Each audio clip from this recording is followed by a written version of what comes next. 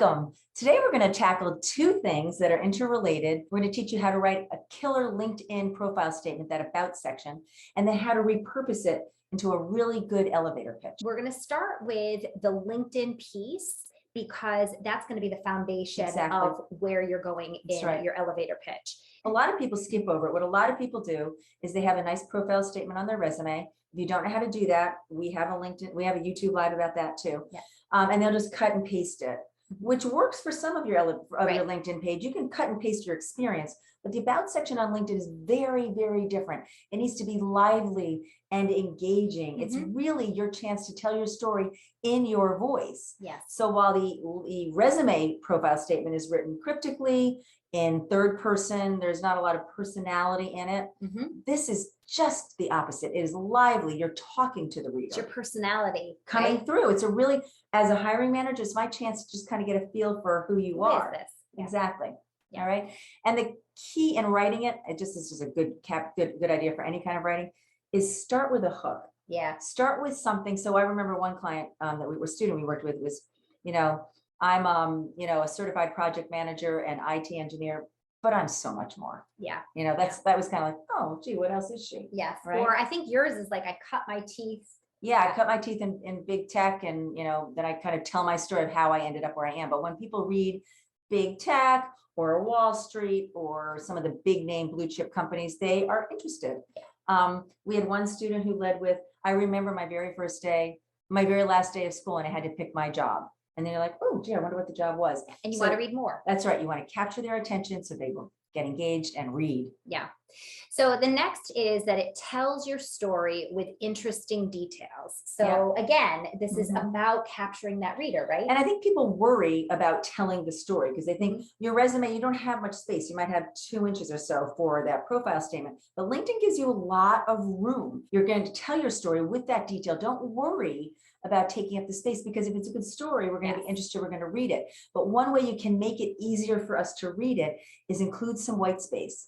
So you might have one easier on the eyes. Yeah, you might have one sentence that stands alone, or just a couple of short paragraphs with white space, so that doesn't feel so long for me to read. Even I, who do this for a living, does this for a living, if I see a paragraph like that, I lose my place. I get less interested. Yes. And we already talked about starting with that resume as a foundation. Let's talk about how you even figure out what a good one is. Right. We recommend you just hop on LinkedIn and start reading. Yes. Pull up people who you respect. Yeah. See if you'll know because it'll be following these rules. It'll be lively. It'll tell a story. It'll be first person. It'll capture your attention.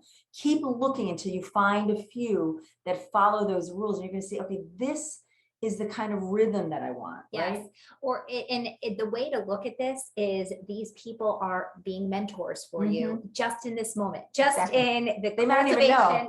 The cultivation of your about section, that they are just giving you an example, a model of, that actually feels like my kind of energy, my kind of vibe that I want to be putting out there. Exactly. And you have to be authentic. If you are not a really lively person, lively doesn't have to mean lots of exclamation points and lots of dynamics.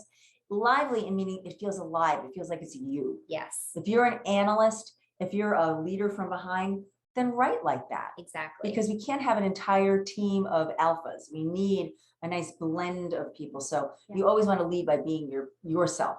Well, and it's really what the about section is teaching people who you are. It's teaching people who you are. So think of it from that perspective.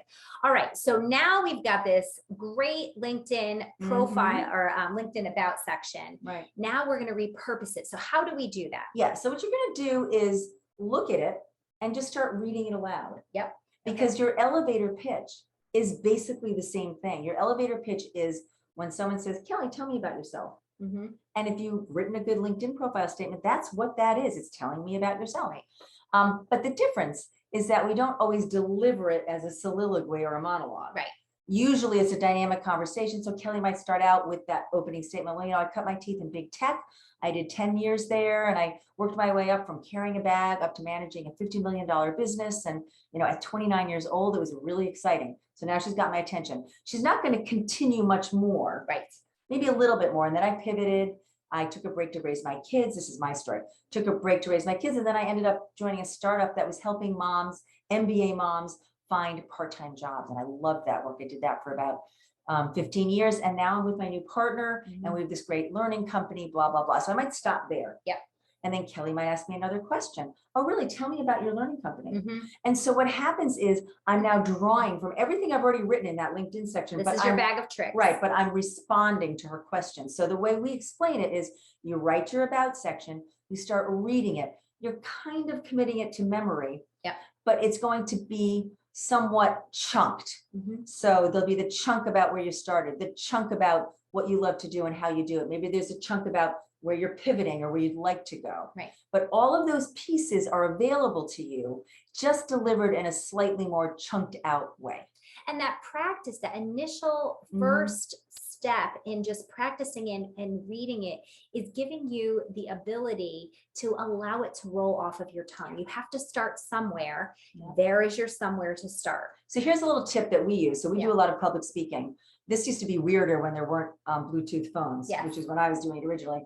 But just get in your car and you're driving along and you're just saying it over and over again. And the person next to you at the stoplight just thinks you're talking to your sister. Yes. So that's a great way to do it. Another way to do it is to just like we're talking to you today, create a video on your phone, on FaceTime or on Zoom, and watch yourself and see how you do it. Yeah. You can also practice with a friend, especially as you move a little closer to doing it. Maybe doing it with a human is even better than just watching yourself. But this requires practice, and it's really, really a great bag of tricks to have. Just a great LinkedIn profile and a great elevator pitch, so that wherever you are, you can respond. Yes. So there you have it. If you enjoyed what you saw today, you can hit that subscribe button. You can also find us at www.preparetolaunchu.com. Take care.